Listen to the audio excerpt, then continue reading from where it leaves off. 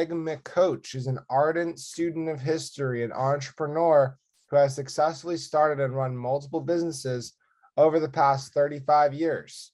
During the last 22 of those years, he has written his widely followed newsletter, The Mining Speculator, in search of exponential gains within the junior mining sector. Mr. McCoach is also founder and CEO of Amerigold.com, a bullion dealer in its 19th year. He has appeared on national news channels and is a popular speaker at both private and public conferences related to precious metals and mining shares. Greg, the floor is yours. Thanks so much. Welcome back, everybody, to the Money Show Canada Virtual Expo. Yes, a little bit more about me for those who may be watching the first time. I've enjoyed being in the precious metals field for 24 years. Amerigold is now in its 24th year, and as a newsletter writer, I've been writing The Mining Speculator since July of 2000. So hard to believe it's been 22 years. It's been a great journey. I love what I do. But as I'm going to talk about today, our world is a troubled world, and my background today is a picture from my ranch in Laramie, Wyoming, outside Laramie at the Wild Horse Ranch. It's right next to the Medicine Bow National Forest, right on Big Lake Hattie. And a couple months ago, there was a big storm that came in, and I was out taking pictures. And I thought this would be an appropriate background for what I'm talking about today. I refer to myself, for those that don't know me, as a pragmatic optimist. I always try to be optimistic, but I realize there's challenging circumstances in our world today that we have to deal with. We can't just bury our heads in the sand and pretend it's all going to be fine. And in saying the things I'm going to say, I'm not fearful in the slightest. I'm a searcher of truth, and I stand up and speak out boldly in truth's name when I find it. I've found over the years that truth is very difficult to find. It's certainly not found in the media, the mainstream media. You have to really dig for it. But I'm a digger, and I try to find the truth about things. I do believe good will triumph over evil. It's sad, however, that where things stand and what I feel we're going to have to deal with before things can turn. But it's critical, I think, at this point to alert people so they know what to do in their investments. And I do believe this all does relate to protecting our financial futures, our families, from the coming debacle that's about to take place here. And with that being said, let me just jump into my presentation. So where things stand, we have the exploding national debt, which isn't by chance, okay? This has been something that's been done on purpose. The country can't afford the things all the things they need to spend money on, and so they've just decided to create money out of thin air. That's been going on for decades. It's now come to a head. There is real possibility now of hyperinflation, which I think will engulf us here as we get into the fall. I think it's some absurd number. Just in the last 3 years, they've created $11 trillion out of thin air. It's just mind-boggling. We're beginning to witness, as I've been describing the last couple years, I've been warning about these bubble markets, that they would implode. It's taken longer than I thought, but the power of the PTSD people, the powers that shouldn't be in this world, with their power to create money out of thin air, has pushed these things to the brink, and it's taken much longer than I thought. I've been warning about these bubble markets. I've been saying to get out of overvalued markets and get into undervalued markets like precious metals. One point here, the baby boomer withdrawal that's going on. This is a big secret that most people don't understand. I've been teaching my subscribers that I'm part of what's called the baby boomer generation. Those people born in the United States from 1945 to 1962. That group represents 75 million Americans. These people have been the major breadwinners in our society. They've had deductions taken from their payroll checks every month for decades and going right into the market. That support mechanism is now going away. All that money that was being put into the market is no longer being put in the market. And secondly, those people are now retiring and wanting to spend that money that they've saved. So this is one of the big secrets that they don't want you to understand. This is the largest group of people in any particular generation in the history of the world, the baby boomers. So many people were born in such a short period of time. It's been unprecedented. And as we have gone through the system, so to speak, in the last 50 years, the market has kind of catered to us, whatever we were doing at the time. Well, now it's the retirement time. Money's not going in, money's being withdrawn. Next, massive chaos, confusion, and deception. Each day, each week, each month, there's more chaos, more confusion, more deception, I believe. And it's my job, I believe, to alert people to see through the deception and help you understand what this means and what you're going to need to do. Ultimately, I believe the goal of the powers that shouldn't be in this world, as I refer to them, the PTSB, is coming into view very clearly. And what is that? That is what I call, or what they call, the Great Reset. You know, what is it? What is the Great Reset? I'm sure you've heard this term. Is this for real? Will it succeed? Good question. And many have asked me, you know, is the Great Reset a conspiracy theory? You know, I say no. The answer is no, despite the fact that some people may have spun conspiracy theories based on it. But the Great Reset in and itself is not a conspiracy theory. It's fact. And with some explanation, I hope to show you why and how the Great Reset is very real, and we're going to be dealing with it. First of all, where did this term come from? The specific phrase Great Reset came into general circulation over a decade ago with the publication of a 2010 book called The Great Reset by American urban studies scholar Richard Florida. That's where we as a public first heard this term, although it has been used and it was created many decades ago, as I'll show you. In Richard Florida's book, it was written in the aftermath of the 2008 financial crisis, where he argued that the crash was the latest in a series of great resets, including the long depression of the 1870s, the Great Depression of the 1930s, which he defined as periods of paradigm shifting systemic innovation. All sounds good. Let me go here where I'm get caught up on my right screen. There we go. So the term also comes from a gentleman named Klaus Schwab, who is founder and executive chairman of the World Economic Forum. He and Terry Malloret, co-founder and main author of the Monthly Barometer, published a book called COVID-19, The Great Reset. And that book delved into this topic much more.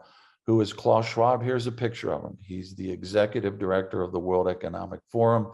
He's the one that leads these meetings of the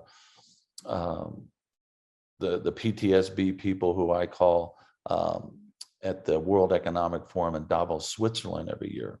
And, you know, I believe this person is doing things that are not in the best interest of society at large, although he claims otherwise.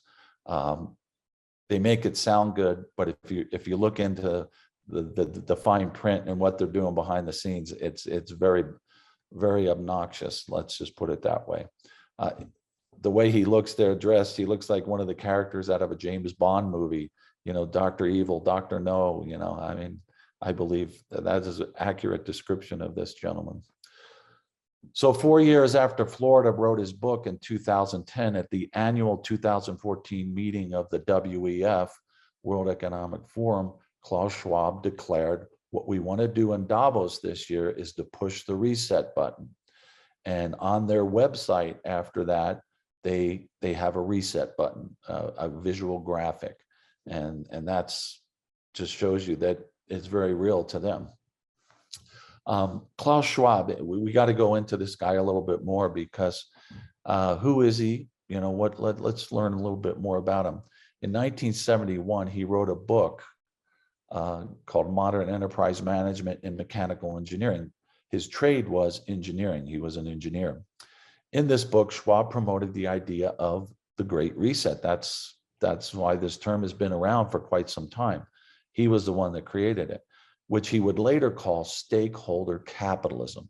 Schwab and the WEF have promoted this term, the Great Reset and stakeholder capitalism, ever since. So that's where we are now. So what is stakeholder capitalism?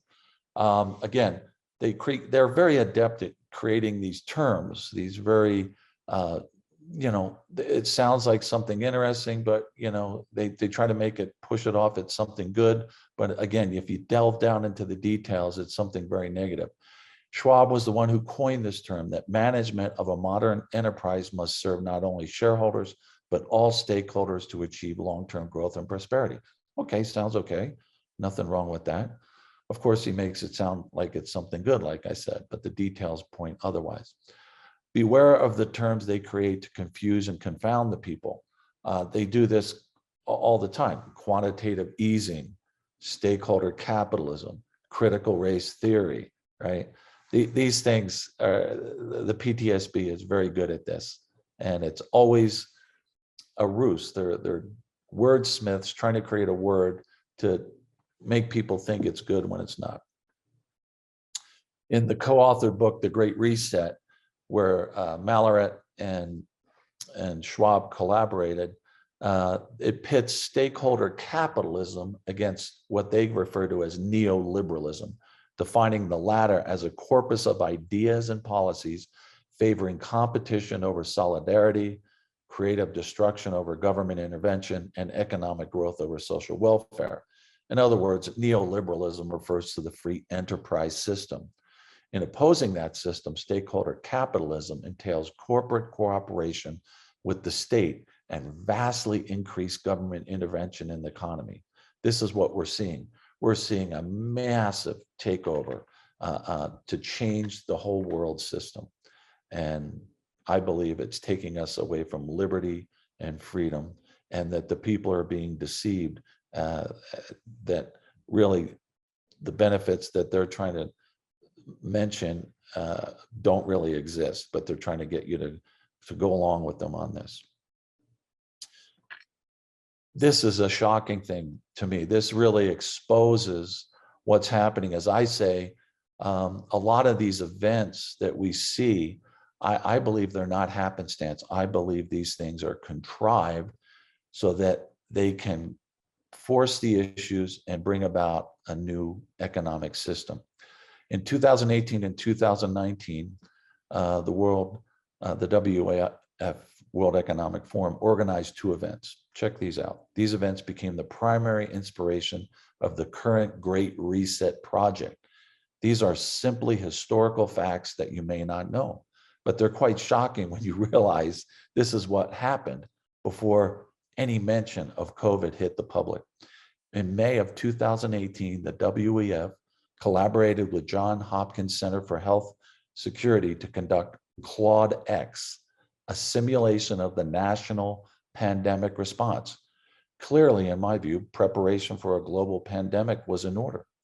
Secondly, in October of 2019, shortly before all this stuff happened, the WEF again collaborated with Johns Hopkins and the Bill and Melinda Gates Foundation on another pandemic exercise, Event 201 they called it, which simulated an international response to the outbreak of a novel coronavirus. This was 2 months before the COVID outbreak in China and 5 months before the WHO declared it a pandemic. So in my view, again, these are just facts that really point to some very strange things that you have to understand and ask yourself, how can this be? Okay, something doesn't add up. In June of 2020, at its 50th annual meeting in Davos, the WEF announced the Great Reset's official launch. And a month later, Schwab and Malloret published their book on COVID and the Great Reset. The book declared that COVID represents an opportunity that can be seized, that we should take advantage of this unprecedented opportunity to reimagine the world, okay? This is what this is all about. But when you really get down to it, the world they want is this crazy situation that I don't even want to take the time to get into it. Just begin to alert you, and hopefully you'll take the time to dig into this yourself some more. So what does all this mean? The Great Reset, in my view, aims to usher in a bewildering economic amalgam. Schwab's stakeholder capitalism, which Italian philosopher Giorgio Agamben called communist capitalism. In brief, stakeholder capitalism involves the behavioral modification of corporations to benefit not shareholders, but stakeholders, individuals and groups that stand to benefit or lose from corporate behavior. This is the social justice aspect of the Great Reset that they're trying to sell, which kind of makes it sound okay to some point. To comply with this, governments, banks, and asset managers use what's called the ESG index to squeeze non-woke corporations and businesses out of the market. The ESG is essentially a social credit score that is used to drive ownership and control of production away from the non-woke or non-compliant. This is not just a suggestion, it is an implicit threat. Be woke or else. The problem with this, as I see it, proponents of the, and this is a quote from Michael Rechtenwald. He's chief academic officer of the American Scholars Group. And he has been writing about this issue, and I came across him as a great source, a very high integrity gentleman that wouldn't get involved with anything related to conspiracy theory. He deals in facts. That's all I'm interested in, facts, so that we can see what's what. And so the problem with this, as I see it, and he sees it, this is his quote: proponents of the Great Reset hold neoliberalism responsible for our economic woes. But in truth, the governmental favoring of industries and players within industries, which used to be known as corporatism or economic fascism, has been the real source of what Schwab and his allies at the WEF decry. I couldn't agree more. I'm just sick and disgusted by what these people are trying to do. And we need to stand up. We need to get alert as many people as possible to stand up against it. In my view, it's all about power and control. If you've noticed, especially in the last 10 years, divide and conquer. They use anything, the color of one's skin, the belief system you have, whether you're Islamic or Jewish or Christian or non-believer. They use all this to divide and conquer us, keep us divided, keep us hating one another. Look at the mainstream media. That's the message of the media. No matter what media you listen to, it's designed to make you hate the other guy, the other person. It's terrible. I disconnected from that a long time ago, and I tell people, stop listening to this stuff. It's all about programming you to make you think what they want you to think, and you have to think for yourself. Don't go along with this stuff. During COVID, the draconian lockdown measures employed by Western governments managed to accomplish goals of which the socialists in the WEF could only dream. Above all, the destruction of small businesses, eliminating competitors for corporate monopolies favored by the state. Boy, the facts are clear here. The statistics in just the United States, I haven't looked elsewhere, but the amount of small business that was destroyed during the COVID and destroyed them. They were forced to shut down, and in 60%, I think 60% of the cases, I can't, 60 or 40, I may have this backwards, I'm sorry. I think it was 60% of those businesses never opened again once COVID was over. Wow. Okay. Now, why were these businesses shut down, but yet Walmart was able to stay open, right? Very confusing why all the big corporations were able to stay open, but yet small business had to shut down. So again, it's just, these are just facts. So what does this mean? And again, I gotta relate all this back to where I'm trying to go with this is with our investments and precious metals being primary among the investments that I think we need to be involved with. Other developments that advance the Great Reset agenda have included the unfettered immigration, travel restrictions for the otherwise legal border crossings, the Federal Reserve's unrestrained creation of money and the subsequent inflation, increased taxation, increased dependence on the state, broken supply chains, and the restrictions and job losses due to vaccine mandates. I believe during the summer months, they take a pause, but already we are witnessing and seeing that come fall, the draconian lockdown measures look like they'll be implemented again in this regard. So summing it all up, a crescendo of events is now unfolding. I believe all of these events are part of a bigger plan, a design that is pushing us in a direction we as a people shouldn't really want to go. Many people are not understanding what all this means.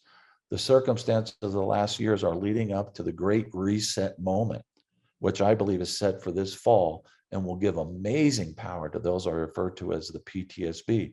Look at this United Nations pandemic treaty. I don't know. I think they're voting on it this week. It may have already been voted on and accepted. I haven't seen that yet, but look into that.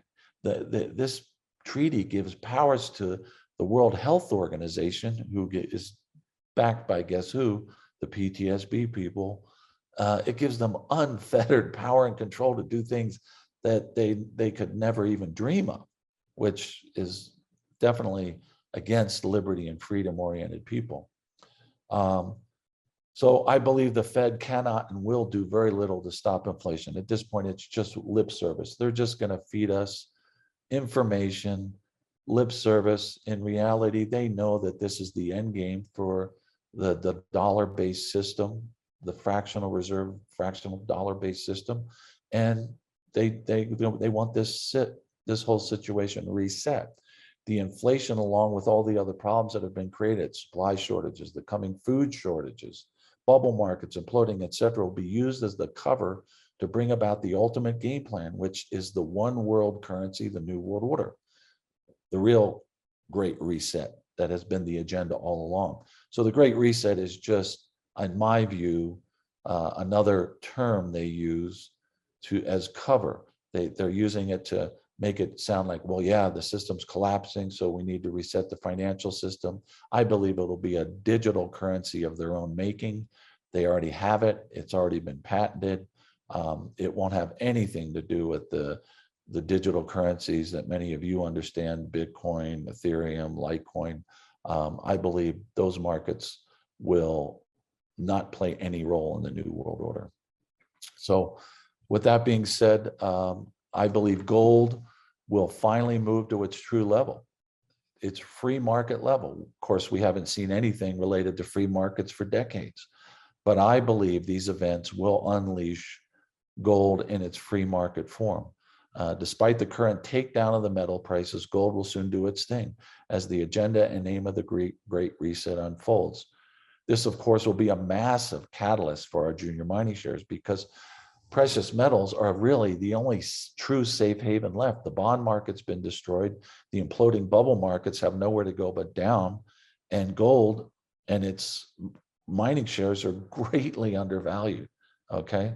And I believe that the biggest pools of capital are going to find their way into these markets. And when they do, all the boats will float as far as the mining shares go. And this is where gold and silver will finally do its real thing. Sure, precious metals have done well, especially gold over the last 20 years, but it's nothing compared to what's about to happen. So I'm very bullish on gold. A note of hope. This is another quote by Michael Rechtenwald. I'm an optimist. I believe good will triumph over evil, but people need to be woken up. They need to be alerted to what's happening, and they need to understand what the real agenda is. He says this: because the goals of the Great Reset depend on the obliteration not only of free markets, but of individual liberty and free will, it is perhaps ironically unsustainable. Like other attempts at totalitarianism, the Great Reset is doomed to ultimate failure. That doesn't mean, however, that it won't, again, like those earlier attempts, leave a lot of destruction in its wake. which is all the more reason to oppose it now and with all our might. And, with that, that's the note I want to leave it on, a note of hope that yes, evil is about us, but good will triumph over evil. And I believe good people all throughout the world, not just in the United States and Canada, but all throughout the world will stand up and fight against this once they see it for what it really is.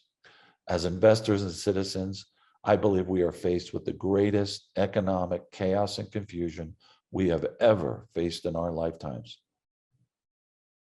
It's just a simple fact. I take the preparedness mindset. I would ask everyone, beg everyone to make sure you have, food, all those needs met for a time of real difficulty when food may not be as available as readily as we have it now. My two newsletters, the Mining Speculator, the Insider Alert. If you have any interest in following me on those, you can subscribe at discoverynexus.com. Thanks for listening. We have a little bit of time left. I will leave it open to questions. Anybody that has a question, I believe I can hear the questions here. So Zach will give me those and I can answer them. Greg, thanks so much for that very informative presentation. In the audience, we've definitely got about a half split on all this information. Great stuff, though. I enjoyed it. So we've got the first question is, what price will gold reset to and when? Excellent question. I don't have a crystal ball, but it will be exponentially higher in my view. Okay. I'm not talking about, like we've seen in the last 12 years when I said gold would move to a new high, it did. When it went over 2,000 multiple times, we've hit $2,100, the most recent one. I believe we're talking about a move not to $2,500 or $3,000. I'm talking about, a move that's going to be $5,000, $10,000 just for starters. Very conservative. Why? Because there's so much fiat money out there. Once it realizes how this is going to affect money, okay, people are going to run to the precious metals. Okay, that they're not doing that yet, but once they understand what's really happening, they're going to realize that money, gold is the ultimate form of money. The powers that shouldn't be in this world, they understand that, believe me. And I believe their digital currency will have to be backed with some sort of gold behind it. Otherwise, they could never float this. So they are one of the biggest holders of precious metals, unbeknownst to most people. And once this happens, they'll let gold go to its true free market level. I'm on record that saying gold will be $10,000 an ounce, but we don't have a crystal ball. No one knows the exact timing. I'm just saying that all these events are coming to a head this fall. So I would guess that there's going to be a lot of changes coming as we lead up to this fall and beyond. Awesome. And there's a lot of interest in the chat for finding out how the attendees can get your PowerPoint. Is that an option? Should I email you? Yeah, just let them know. They can email me. Let me think here. Just send it to Amerigold, AMERIGOLD at MSN.com. I'll have my secretary, she can send out a copy of the PowerPoint, and I'd be glad to do that. All right, they heard that, Amerigold. And if you want to repeat that one more time, Amerigold what? Amerigold, all small letters, AMERIGOLD at MSN.com. All right, awesome. We've got time for one or two more questions here. Let's see. What will some of the warning signs that gold and silver are ready to shoot higher? Well, inflation is the biggest one. If it wasn't for the fact that, we don't deal in free markets, okay? The bubble markets were supported by Fed money that, creating money out of thin air and pumping it into the system. how can these stocks keep going to these crazy levels when even Apple, the likes of most of these top 30 companies on the Dow, their earnings have been flat since 2018, okay? They're not growing, all right? So again, it's just the bubble money that keeps pumping more and more air. So the question being inflation, all this money creation has now brought us to the point where we're going to experience hyperinflation, and they can't manage that. Gold will start to break out of its chains. You know, Richard Russell always said this best. He said, look, unfortunately he passed away, but I knew Richard Russell very well. He always said, before gold does its thing, gold will try to rip and snort and buck and shake and, you know, try to remove as many gold investors off its back as possible before it moves forward. And I think we're at that critical moment. I think this latest managed takedown is another case in point of shaking out any of the weak hands. Only those that have a full understanding of why you need to own physical gold and precious metal mining shares will be able to withstand the day. And they're there to pick up anybody who wants to sell. So maintain, hold your metal, get involved with the quality precious metal mining shares. All right, awesome presentation. Thanks so much again, Greg. And we've got a lot more content coming up throughout the day. So we will see you all shortly. Thanks again, Greg. Enjoy the rest of the conference.